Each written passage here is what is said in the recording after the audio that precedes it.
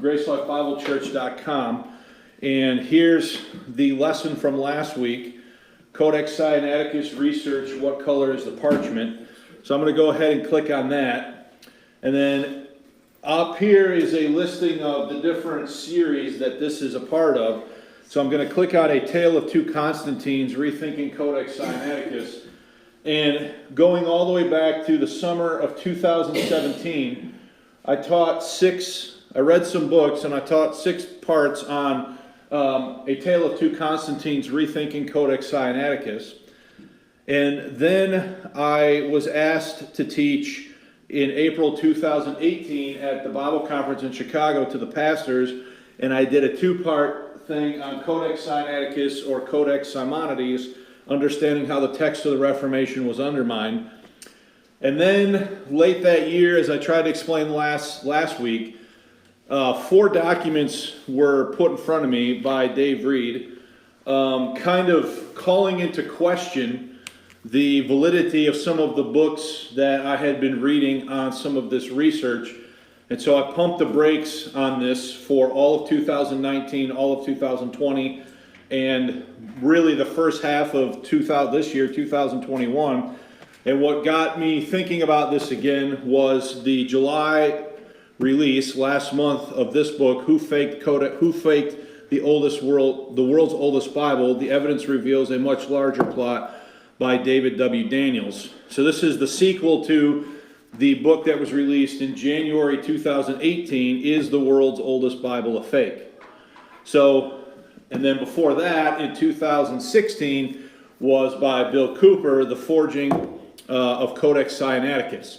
And then in between, I didn't bring it this week, was the 2017 book by David Sorensen on Neither Oldest Nor Best. Okay, so we went through all that information back then, and then I pumped the brakes on that information, and I actually went through the church's YouTube page and the church's website, and I marked all this stuff as private, so it was no longer visible to the public, because I just wasn't sure anymore, and I wanted some time to kind of think through things and see how things develop. All right? So the 4 things that were given to me in December 2018, the first one was a review of The Forging of Codex Sinaiticus by Dr. William Cooper. All right? And this was by a guy named Kevin McGrane. So that was a review, and that was published in 2018. So that was a review of this book right here. Okay? So that was handed to me. 2 other things were handed to me. The next one was an unpublished book review by Elijah Hixson on Is the World's Oldest Bible a Fake? And then also handed to me was another thing by Hixson, new evidence on the question of whether or not Codex Sinaiticus is a 19th century fake. And then also by Kevin McGrane that we went through last Sunday was this one right here. Is David W. Daniels' Codex Sinaiticus evidence a fake? And so I read enough things in these 4 reviews to really give me significant pause as to whether or not some of the things that I had said were true or not. Okay? So the reason I'm bringing this up again now is because of the publication of Who Faked the World's Oldest Bible by Daniels last month. Now, let me say a couple things as we get started. First thing I want to say is, I don't care whether or not Codex Sinaiticus is 100 years old or 1,500 years old. It doesn't matter to me, because I do not accept it as bearing the marks of preservation. So it doesn't matter to me if it's a 4th century document or if it's a 19th century document. I don't accept it as a viable witness to the preservation of the New Testament text. Okay? So let me just say that again. Second, I went back through and I reviewed some things, because remember we had the images of Daniel's holding the clipboards and he was covering the color strips last week, and I do not think, and I want to be clear about this, I do not think that was intentional. There are other videos where he's holding the things up where you can clearly see the color strips, okay? So I do not think that was some sort of an intentional subterfuge by the part of Brother Daniels, okay? The third thing I want to say is, while I appreciate Brother Daniels, I have had personal correspondence with him on a variety of different things over the years, and have always enjoyed my conversations and stuff with him. But that said, I'm finding myself more and more at odds and unconvinced by the things that he's argued in his books, okay? And that, of course, is probably going to put me at odds with some other people who agree with him, who are totally buying into this idea that the Codex is a 19th century forgery, all right? For me, as I've evaluated evidence, it's hard for me to maintain that position, okay? And I will also say that the 4 reviews I just showed you, just hold it up and showed the camera and showed all of you that are in the room right now, none of the information that is presented in those 4 reviews is even addressed in the July 2021 publication of Who Faked the World's Oldest Bible, which for me is somewhat disappointing, because I was hoping that if there was a answer to some of this stuff, that it would be addressed if more further books were written, etc. And as far as I could tell, it has not been. And not only has it not been, it seems to me that a lot of the things that we're going to look at today have been sort of completely ignored and not even addressed, okay? So I'm just telling you where I'm at with this, right? It doesn't matter to me if it's old or if it's new. I don't accept it as a viable witness to the text, and I never have, even before April 2017, when I started reading David Sorensen's book, which is what got all this started for me, okay? Now, all that said, last Sunday what we were looking at was the question of what color is the parchment, all right? Because a lot of the argumentation that it's a 19th century forgery is swirling around the color of the parchment, right? So this is the cover of Is the World's Oldest Bible a Fake? And there's a collage on the cover of all of the different leaves in Codex Sinaiticus, okay? 42 leaves were taken by Tischendorf in 1943 and brought to Germany, Leipzig, Germany, and presented as a gift to Prince Frederick of Saxony, and it was called the CFA, Codex Frederico Augustinus. They are a lighter color on this collage, right? As I showed you in the video last Sunday by putting it on the board or the screen. I don't want to do that because I want to move on to some other stuff, okay? But then the remaining 315 leaves that were uncovered by Tischendorf in 1859 and brought to St. Petersburg originally now are in the possession of the British Library. They were what appears to have been on this collage a darker yellow stained color. And then, of course, a lot of the argumentation for why the Codex is a 19th century forgery is related to those types of color things, okay? Now, that's about all I want to say right now in review. So I know some of you are maybe real new to this and you're like, what's going on? Hopefully you can get at least something out of this as I update sort of everybody on where things are at. Now, during the about 2.5 years that I had sort of marked all this stuff private and it was not available, people were like writing to me and saying, well, what happened to your Codex Sinaiticus stuff? And I would say, I'm undecided about that. I'm not sure anymore about some of that stuff, okay? Now, I want to follow up on one point from last week related to the color, okay? So, I'm going to load the PowerPoint presentation that I used in April of 2020. And I want to just show you again a little bit. So here's the issue, right? These 43 leaves that are in Leipzig, I said 1843 a minute ago, it was 1844. Tischendorf takes these back and they appear to be a different color from the remaining 315 leaves that made it to St. Petersburg in 1859, right? And so then this has created all kinds of speculation about who darkened these 315 sheets to make them appear older, and all sorts of things have been said about that, and I reviewed that with you last time, okay?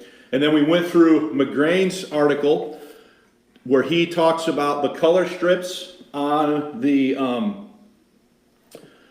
Codex Sinaiticus website, and how there's discrepancies. So there you see you can kind of see these sheets are darker, these sheets are lighter, and here's a Codex sort of color strip, and we went through all this last time about, and there's, the images. I don't think that he's doing this on purpose. There's plenty of other images where he's holding up pictures and he's not covering the color strips. So to me, that's not even something I'm willing to entertain.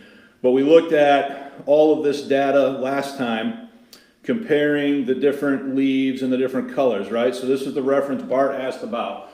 So here's the Kodak color strip reference in the middle. This is the coloration as it shows up on the the 43 leaves that are in Leipzig, Germany, versus the 315 that are in currently in the British Museum in London. And you can see that they are not exact color matches, right? So the reason why, according to McGrane, the 43 leaves on the Codex Sinaiticus website, the images that Daniel's used to make this collage on the cover of his book appear lighter than the others is because they were not taken under the same color standards, okay? The same color and so forth, okay?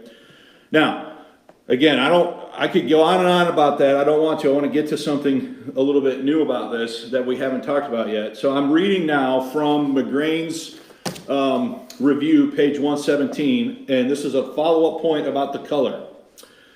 He says, it's clear from these extracts that the usage of paleographers, collectors, and curators white in describing, let me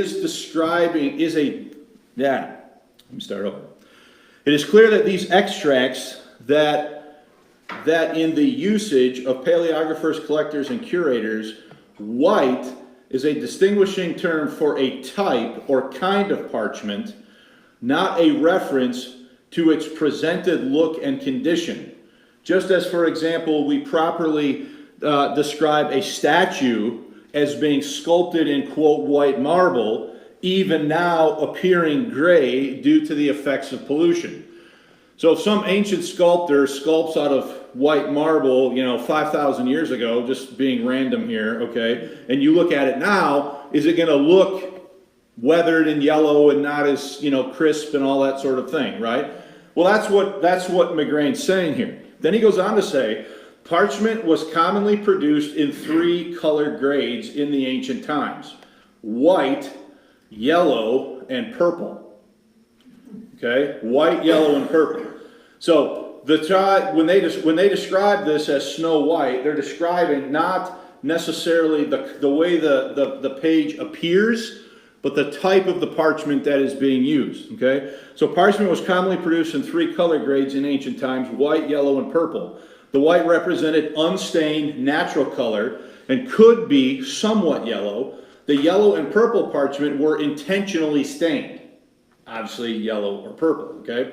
Scriptures were generally written on unstained white parchment using black, brown, and red inks, occasionally gold ink. Now, there is an example that we can look at. There is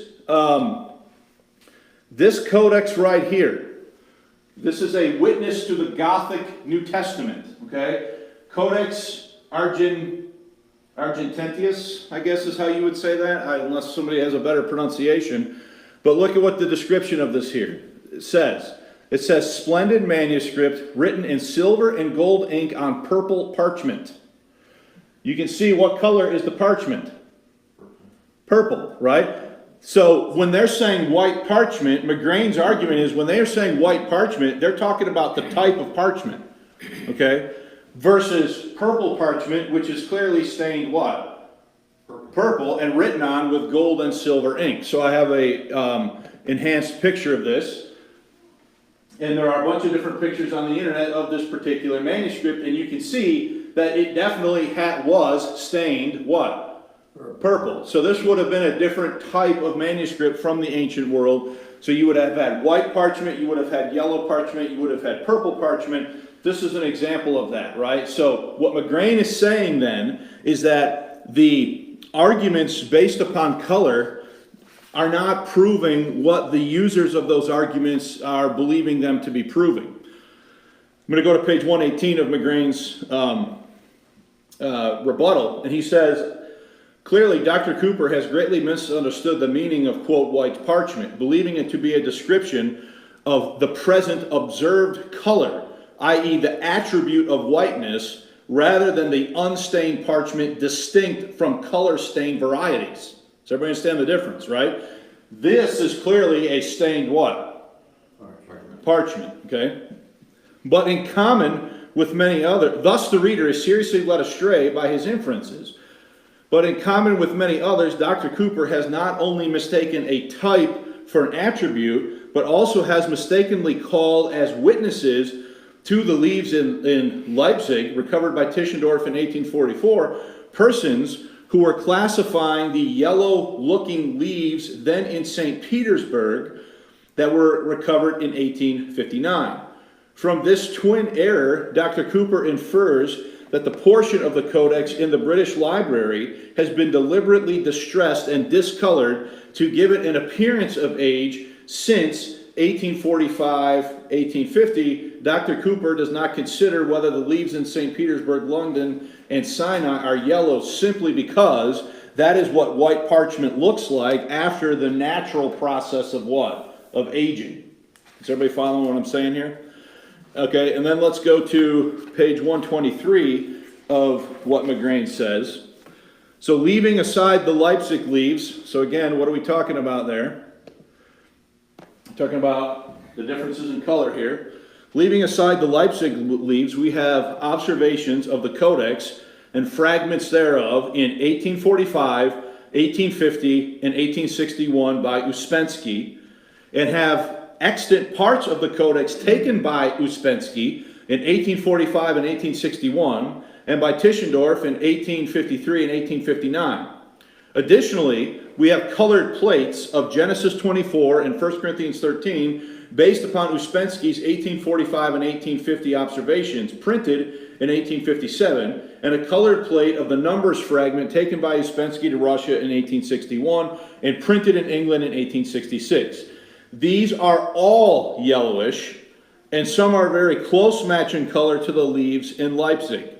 Finally, we have leaves recovered in 1975, which lain in dreadful condition since the 1830s, and are slightly browner due to accelerated aging, and the fragment discovered by Sarsius in 2009 that had been bound into a book in 1727. It is quite impossible to fit a process of deliberate discoloration into the time scale from 1845 onwards. The evidence leads directly to the conclusion that the leaves and the ink of the Codex are authentic colors for old writing on an old parchment. Okay? Now, really quick, does anybody have any questions about that? I know some of you weren't here when we were originally looking at some of this, so you might be kind of wondering what I'm talking about here, but hopefully it's at least somewhat clear. Anybody have any quick questions before we move on to the next point I want to make? I've got a question about the Codex coloring. I thought it sounded like you were saying the difference in that Codex scale might have been because of the lighting that was put on the parchments as it was photographed versus maybe the film that was used to create. The difference is that the pictures aren't taken under the same conditions. The lighting conditions. I think the film. I don't think they used film. They were taking digital images when they took the pictures for the website. Oh, okay. I thought they were. But they included this as a color scale reference on all of the images that they took. Oh, okay. Okay, and so here's what the Leipzig leaves look like, and you can see they're off from the reference far more than the London images are. So why was it allowed? I wonder if they knew there was a difference. I can't answer that question. And the other question I had was the parchment. You said there was yellow, white, yellow, and purple. Was that based on, I didn't realize they had so many ink colors available, but it makes sense if you had purple, you'd want light silver, gold. So you got to distinguish between dyeing the parchment. Mm-hmm. So when I showed you the picture of the purple parchment, right, this clearly had been dyed. Right. And then the inks, the pigments in the inks that were used to write on this parchment were silver and gold, colored on a purple parchment. So what McGrane is saying is that people are confusing when somebody describes it as snow white parchment, and then they look at the differences in coloring. What he's saying is they're confusing the appearance of the page versus the type of parchment the page was written on. Right, Yeah. But did they have that many colors of ink available? I always thought black or... Yeah, I mean, they did, Oh, okay. for sure. Yeah. Surprised me, I just... Well, and this codex here, this Gothic codex is from also like the 4th century. So you have a clear example of a purple parchment with a silver or gold ink on that parchment. And so what McGrane's saying is they've confused all of this. Okay. All right. The second point I want to get into then is a question of, is Simonides trustworthy? Because the entire story here is based upon whether or not Simonides is telling the truth. So I need to find in here where I started talking about Simonides. So just bear with me for a second, because I want to go over this. So the story goes that Simonides, when he sees Tischendorf's codex, he challenges it. Okay, so I'm going to run through this quick. All right. So Tischendorf finds the bulk of the codex in 1859. I'm not going to get into the details of how that happens, and that's 315 leaves, and they end up basically in St. Petersburg, Russia. Okay. In 1861, Simonides, the Greek Simonides, is in England working on some document manuscript work for somebody when he sees Tischendorf's, the first extracts of Tischendorf's work of the Codex, and he claims that he wrote the Codex. Okay, so 1861, July 27. Word hits the British press that someone is disputing the antiquity and authenticity of Tischendorf's discovery. So this is a quote from the Literary Gazette from 1861. So this is hashed out in public in the British press over about a 5-year period, as this is all being debated in academic publications. We understand that in literary circles a rumor prevails that the manuscript now publishing by the Russian government under the direction of Mr. Tischendorf, purporting to be a manuscript of the Bible from the 4th century, is not an ancient manuscript, but is entirely a modern production written by a gentleman now alive who will shortly take measures to establish his claim as to the authorship. The manuscript is known as Codex Sinaiticus and has attracted a large amount of attention throughout Europe. So the rumor will be proved correct, as we believe it will. The discoveries that will follow must be of the greatest interest to archaeology. So I want you to see here that I'm not like making this up, right? Like this was a real debate that happened publicly in the British press in the 1860s. So this is when word first hits that Simonides, the Greek, is claiming that he is responsible for the Codex. Evidence indicates that Simonides expressed his claims to be the author of Codex Sinaiticus privately before word hit the British press in July 1861. J.K. Elliott reports the following quote: Simonides seems to have spoken about the date of Sinaiticus prior to September 1862, insofar as Tregellus knew of the story before then. He spoke of it to J.E. Hodgkin in 1860 and in a letter to Sir Thomas Phillips on August 2nd, 1861. So then on December 19, 1861, a letter addressed to A. Macmillan Hort demonstrates knowledge of Simonides' claim to be the true author of Codex Sinaiticus, and it calls him a liar. So this is a letter that Hort wrote to this A. Macmillan guy. Quote, as touching Simonides, I want to examine it carefully for myself. If you can get me the loan of a copy, so much the better. If not, I must buy it. One never knows where to have that fellow. Speaking about Simonides, he undoubtedly has found genuine and valuable manuscripts as well as forgeries. To make the thing more complete, he says he forged Tischendorf's Sinai manuscript, which is the biggest lie of all. So, what's Simonides' reputation here? not necessarily very good, right? So here's the point now. In September 1862, Simonides publishes a letter in the Guardian newspaper where he officially comes out and now makes a variety of claims as to having been the true creator and author of Codex Sinaiticus, okay? Number one, so I've just summarized this. Number one, he claims that he created the Codex in 1839 through 1841 on Mount Athos, Greece, as an intended gift for Emperor Nicholas I of Russia. He claims that it was written in an ancient form in capital letters on parchment. It would include the Old and New Testaments along with Barnabas, Hermas, Clement, Bishop of Rome, Ignatius, Polycarp, Papias, Dionysius, the Aragite. Benedict prepared the textual exemplars and Simonides copied them. He allegedly selected an existing, largely blank codex. He removed the ancient front material and other pages that had been, quote, damaged by time and moths.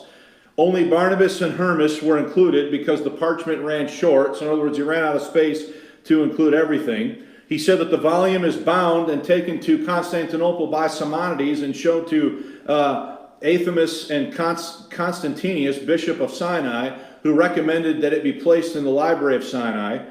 Quoted a letter dated 13 August 1841 from Constantius confirming the volume was placed at Sinai. In 1853, he saw it in the monastery and found it much altered, having an older appearance than it ought to have had. This is what Simonides is claiming. The dedication to Emperor Nicholas placed at the beginning of the book had been removed. Does not know how Tischendorf contrived to carry the Codex away to St. Petersburg and under the title Codex Sinaiticus. He saw the first facsimiles of Tischendorf, which were put in my hand at Liverpool.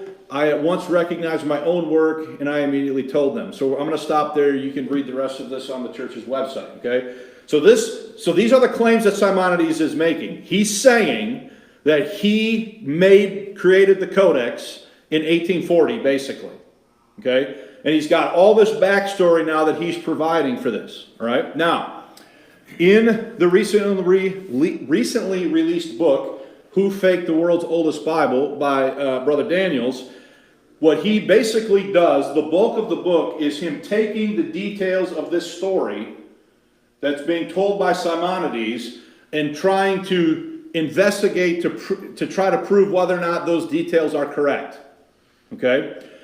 And his approach is, if he can prove Simonides to be telling the truth in the details, then we have to accept as truth the entire story of Simonides. So let me read you a few things that he says regarding this. So I'm on page 148 of Who Faked the World's Oldest Bible. So, is this the right page? Yeah.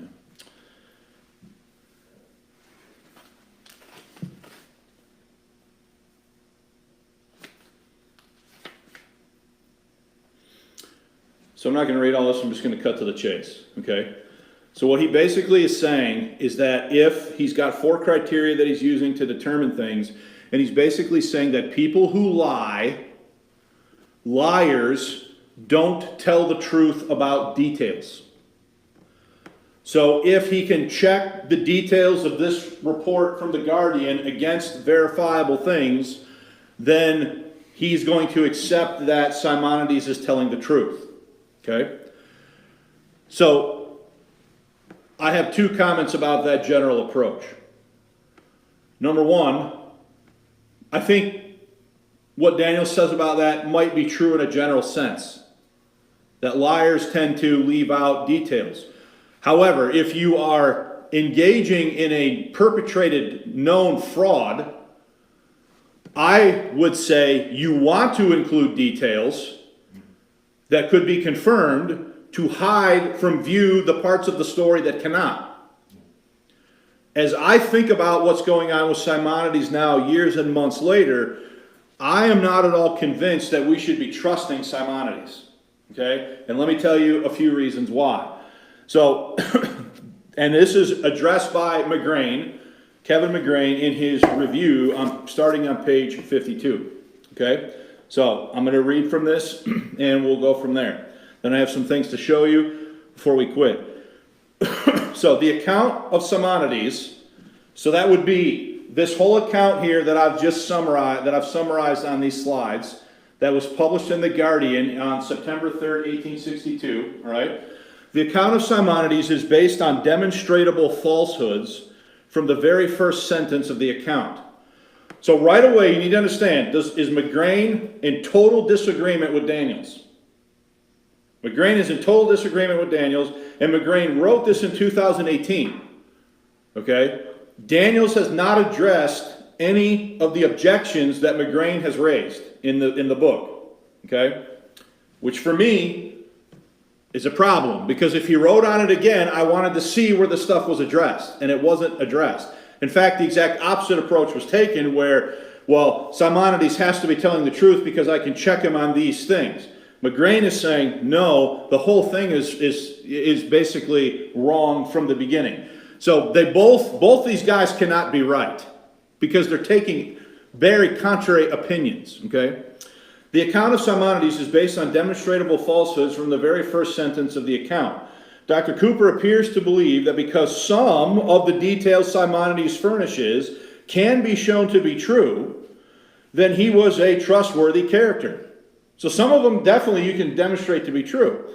But truth-telling doesn't work like that. It's not enough to produce evidence that Simonides made a few true statements and thereby imply that he was likely telling the truth in his narrative, all the while overlooking incontrovertible evidence aplenty that he was definitely not telling the truth in most aspects of his story. Liars and deceivers seldom make up every single aspect of their story. They use a few known facts as hooks upon which to hang a multitude of fabrications. In this matter, Simonides had form, not merely in his life of fraud with respect to manuscripts, but in waging a campaign of deception through the columns of the newspaper, which began almost immediately after his return from Russia in 1846. In this, we see that Simonides was intent on destroying lives, literally, physically, and reputationally, and we refer firstly to his well-documented and notorious persecution of the American missionary Dr. Johannes King, a godly Calvinist minister responsible for a fledgling evangelical witness in Greece. Writing to the secretary of the Board of Missions, Dr. King reports, quote, so let me just stop there. This guy's an American missionary in Greece. Simonides is a Greek, okay? Simonides is going to attack and destroy this guy because he doesn't want a Protestant witness to Christianity in Greece, okay? So we can document all of this stuff, folks, okay? So this is a report from the Biblical Review of the Congregational magazine. From the date on this is from 1846, where there's an entrance here, religious intoleration in Greece, okay? And this entry is about this beginning, this burgeoning controversy in Greece around this missionary Johannes King, okay?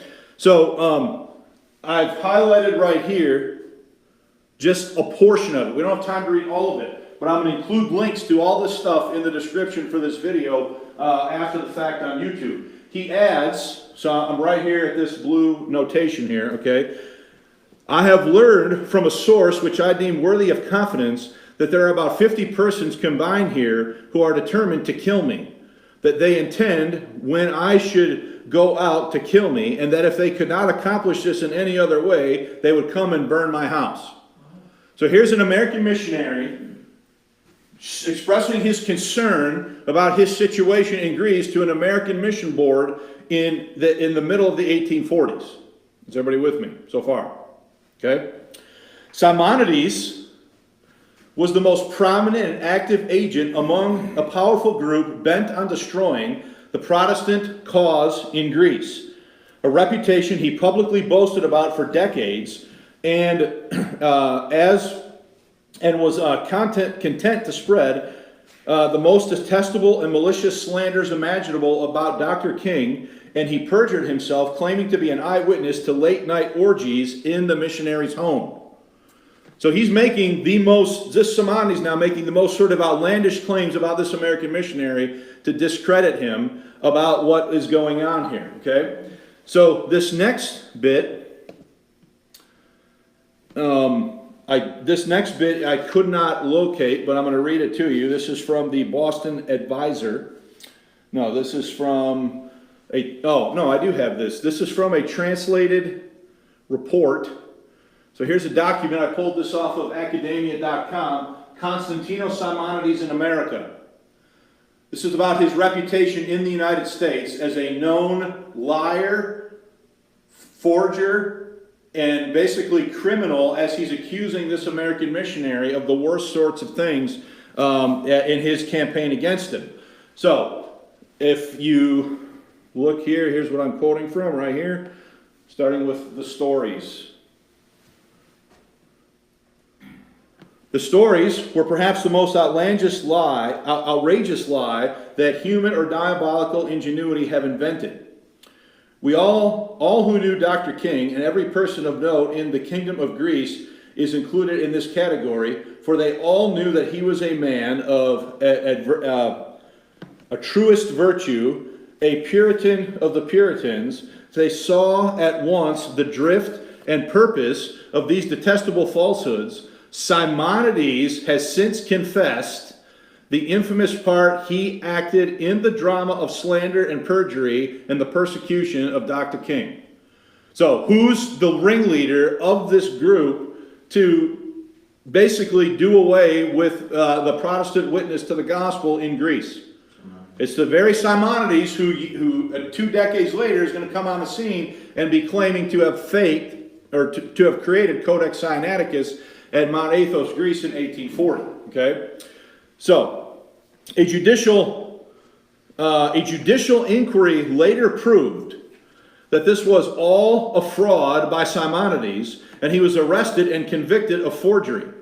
Notwithstanding, Simonides' newspaper campaign sparked off a series of events and incidents, the flames of which Simonides fanned by publishing more and more lies, such that Dr. King and his family came into mortal danger again from mob violence and chose to leave the country for a season.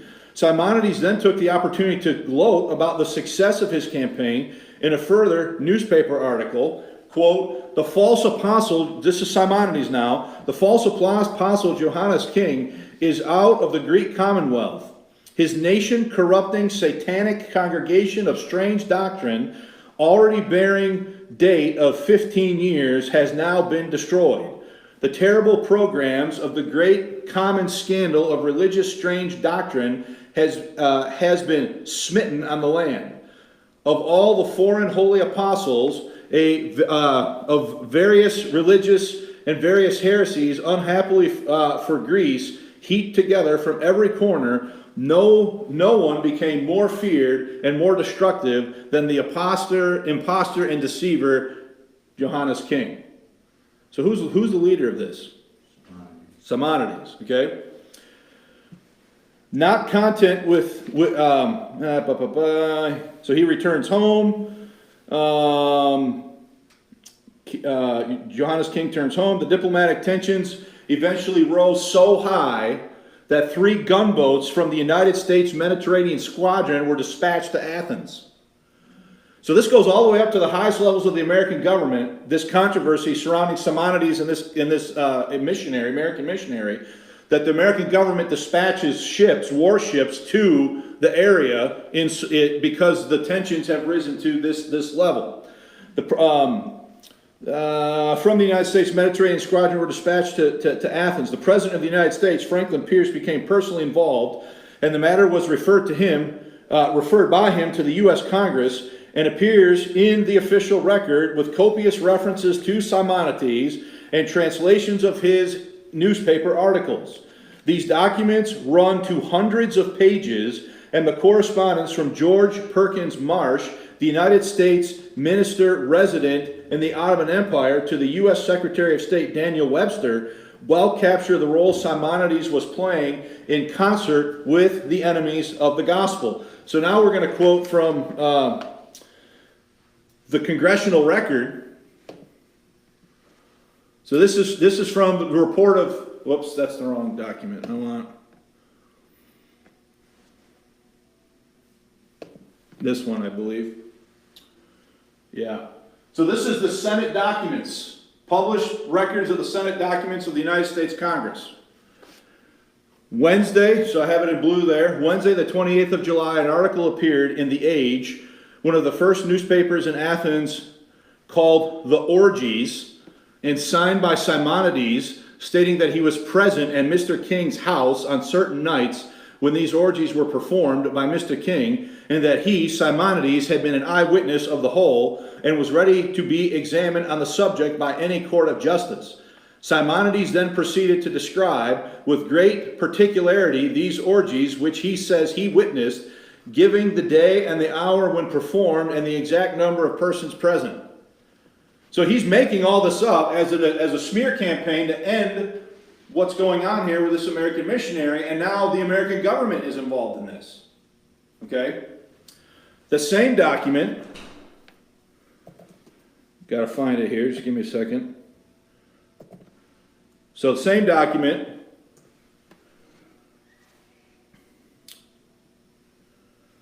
records this a few pages later. In 1847, a swindler named Simonides, notorious throughout Turkey, Russia, and Greece as an impostor, counterfeiter, and cheat, published in the columns of The Age a description of certain pretended orgies which he had witnessed at Dr. King's house as religious ceremonies performed by him. Simonides was well known as a special protege, favorite, and instrument of the clerical party. His statements were monstrously and palpably false, and Dr. King was in no small danger of personal violence in consequence of the particular incitement with which these discourses and comments of his enemies upon them produced, and he goes on. Okay? So, should we trust Simonides? I'm saying, unless somebody can answer this stuff, I don't believe you can take anything Simonides says with a grain of salt. You cannot take it at face value, even if there are some things he says that could be checked out, because he's already established himself as a person of extremely ill repute and reputation. In the footnotes on page 55, McGrane says the following: "Indeed, Simonides continued to boast of his actions in this matter. References to his newspaper libels being repeated in Stewart's biographical memoir, 1859. This was in England at the start of the Simonides affair over Codex Sinaiticus. So not something in the past that he was ashamed of and wished to be forgotten. He was still glorying in his lies and the powerful effects of them when all of this hit the British press." Okay? So I'm going to go to page 127 and then I'll take any questions. What I'm saying to you is the whole story about whether or not this is a 19th century forgery is based upon the witness of Simonides. And Simonides, it seems to me, has demonstrated himself to be somebody that nobody should what? Believe. Okay? So, page 127 of McGrane's review. Bottom paragraph. Dr. Cooper is prepared to set aside all the well-attested evidence of Simonides' life of deception. However, Simonides' diabolical deception in inventing and disseminating lies about the godly minister of the gospel, Johannes King, and Simonides' involvement in genuine conspiracies against the church cannot be set aside, since they are not matters of opinion or of scholarly judgment, but absolute certainties. Simonides freely chose to throw in his lot with the enemies of the gospel and became a vicious agent to attack the Church of Christ with devilish lies. His wicked deceptions were known to Presbyterian and Congregational churches and missionary organizations in the United States and the United Kingdom from 1846, and the executive and legislature of the United States in the early 1850s. And Simonides was still boasting about his persecutions and murderous intents during his time in England from the late 1850s. His claims to have discovered the original autographs of the New Testament, which were outright forgeries by him, and his claim to have written Codex Sinaiticus, which, now here's the point. which drew attention away from its heterodox origins and unfortunately furthered its acceptance, fit into a course of conduct in attacking the church. So what is McGrane saying? McGrane is saying, look, if Simonides had not gone to the press and made a big deal about this, the attention would not have been on, is it really as old, but it would have been on the contents of the document, and are they really orthodox? You following that? Okay? So, as J.K. Elliott remarks himself, a textual scholar, ironically, had it not been for Simonides, many scholars, especially in England, may not have been so interested in Simonides or taken much notice of the manuscript. You following that? Dr. Cooper suggests that the reason why critics gave Simonides such a hard time over his claim that he wrote Codex Sinaiticus was that they were involved in a conspiracy against the Bible, and thus conspired to call him a forger to discredit him. What this ignores is that Simonides had been continually exposed as a forger and a liar for 14 years before he started spreading his narrative in the 1860s about writing the Codex. Notices had gone out in the 1840s and 1850s to universities, museums, and libraries all over Europe, warning them to beware of Simonides. During those years, the vast majority of documents rejected as forgeries were non-religious classical works, and thus his longtime reputation as a forger was until 1860 unrelated to biblical material. Okay? Now, any questions about all that? I know some of you might be bored. I'm sorry. I have to update people on where I'm at with things. Okay? Because I spent time teaching this, and I'm saying that I'm walking back from this until somebody can if somebody can take what McGrane has said and factually disprove it, I'd be willing to listen. But at this point, I see all of the objections totally unanswered and not dealt with. Okay? So if the whole thing, if the authenticity of the Codex hangs largely on the color issues and on whether Simonides is telling the truth, I'm not willing to say that it's a 19th century forgery because I don't think there's sufficient evidence for that to be the case. That does not mean, therefore, that I accept it as a viable witness to the preserved Word of God, because I don't, and I never did, even before I started reading all this stuff. All right, so any questions or comments? Well, if you discard everything about Simonides and the color issue, there's still a lot of evidence that it was a forgery, not an authentic. Even if it was old. Oh, if it was old, it's a corrupt manuscript. Right. Without a doubt. Without a doubt, it's a corrupt manuscript. It's just, what's happening now is a lot of defenders of the King James and the traditional text of the Textus Receptus, they see this as a big way to sort of score points in the debate. And I'm just no longer convinced that it is that, based upon the argument that it's a ancient, based upon the argument that it's a 19th century forgery. Right. So, no, I agree with you, Mike. It's not a good manuscript, regardless of the age. Right. So I want to read, though, if nobody else has anything, I want to kind of read where McGrane ultimately falls on this, because I think, now, Uspensky, the Russian, Uspensky, who saw the Codex twice and took some fragments back to Russia with him, he said that the thing was a 6th century manuscript.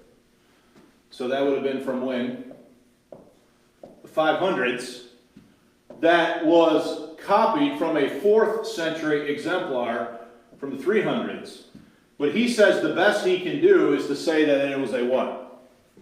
a 6th century copy of a 4th century document. Now, here's what McGrane says to end this. Codex Sinaiticus is not a 19th century forgery. And to assert that it is, or that Codex Vaticanus was tampered with in the 19th century, flies in the face of the facts that can be established. However, the alternative of a 4th century production of Codex Sinaiticus does not follow from rejection of Cooper's thesis. So in other words, if you reject this idea that it's a 19th century forgery, it does not automatically mean then that you are bound to the only other option, that it's a genuine 4th century manuscript. Right. Okay? So, McGrane is acknowledging this. Important scholars have considered it to be the production of a 5th or 6th century, 4th century exemplar, which is what I just said here. Okay? But whether it's a 6th century copy of a 4th century edition or an edition made in the 4th century, there is an important 4th century component in a time when the church was fighting for its life against the Arian controversies, from which there is ample testimony of the corruption of the scriptures by the Arians. To attribute the existence of Codex Sinaiticus or Codex Vaticanus to much later popish plots blunts the argument that needs to be made against it because it misdirects the fire. So he's saying when you do this, you are undercutting the real argument and why the document really matters in the debate between the critical text and the traditional text. Okay? He says, to attribute the existence of Codex Sinaiticus or Vaticanus to much later popish plots blunts the argument that needs to be made against them because it misdirects the fire. John Bergen's incisive argument, for example, proceeded from the premise that these codices were genuinely ancient, but that the readings of the great uncials could not be the text that was received by the church, i.e. the Textus Receptus. There was one Catholic church, but many heretics working, and when he says Catholic church, I'm not sure if he means like the Roman Catholic Church or just the universal church. It's unclear, but there was one Catholic church, but many heretics working in different places who could not coordinate their corruptions. Many of the autographs were still in existence in the 2nd century, and Irenaeus and Tertullian attest, and the Catholic Church could check their copies against those, whereas the various Gnostic cults in their day could not. Accordingly, the ancient copies that have been tampered with differed widely among themselves and continued to degenerate. Uspensky, who, as we have seen, rediscovered the Sinaitic New Testament in 1845, affirmed that Sinaiticus was a 4th century text. He did not doubt that the work was genuinely ancient and thus valuable as a historical artifact, yet he saw that it was suffused, is the word, with Arianism. So in other words, he identified that the thing is corrupt, even though it was old. Okay? There are indeed many anomalies and unanswered questions concerning the dating and provenance of Codex Sinaiticus, and museums would do the public a great service if they would address themselves to them. But quite apart from its dating and provenance or any conspiracy attending to it, the Codex stands or falls on its own merits or dismerits, and in that regard, it must be judged as a hopeless witness to the text of the New Testament. So is McGrane accepting it as a witness, or is he rejecting it as a witness? He's rejecting it as a witness on the basis of corrupt Arian readings. So McGrane is not, therefore, taking up the mantle of the critical text in modern versions. What he's essentially arguing is poor scholarship on the part of some of the defenders of the 19th century forgery conspiracy are blunting the issue and therefore confusing the real issue with the Codex and therefore obscuring its real,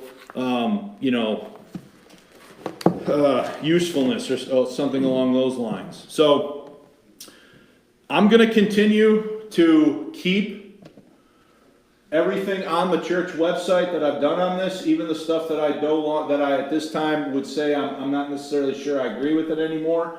because I want to keep a full log of everything I've said about this so that people can see that I've changed my mind on the matter in the light of evidence. And let me just say again, because this is going to be watched by people who believe that Daniels and Sorensen and Cooper are accurate in telling the story the way it really is. It doesn't matter if you can, what makes somebody a liar, a good liar, is that they have enough truth in their lie that it obscures the parts of the story that aren't what? That aren't true. And if there's interest in this, I would consider possibly doing one more of these in a few weeks, talking about other elements of the story that Simonides told that are of very questionable authenticity. Okay? So, any questions or comments? The other people involved in this, you know, I love Brother Daniels. I've talked to him personally. I don't understand why he wouldn't have addressed these major and significant issues that are raised to the thesis by McGrane and others. But anyway, any other questions from those of you that are here? Now that you're all sufficiently bored and, all right. It's like a soap opera. What's that? It's like a soap opera. Yeah, I mean, Simonides, if he had a established reputation as a truth teller previous to this, maybe we would have something. But I mean, when you have even up into the highest levels of the American government, people aware of him and dispatching American warships to Athens because of a controversy that he's created with an American missionary. I mean, and then he's bragging about it in Britain in the late 1850s, right on the eve of the controversy erupting in the British papers. That to me is a problem, and somebody who's going to say that it is a 19th century forgery needs to address the objections that are raised by McGrane and others. All right, if there are no questions. So are you saying that this Codex Sinaiticus had issues even before him? Oh yeah. And I probably need to do another thing, because there was a documented earthquake at Mount Sinai in 1839. Part of one of the walls fell down. Okay?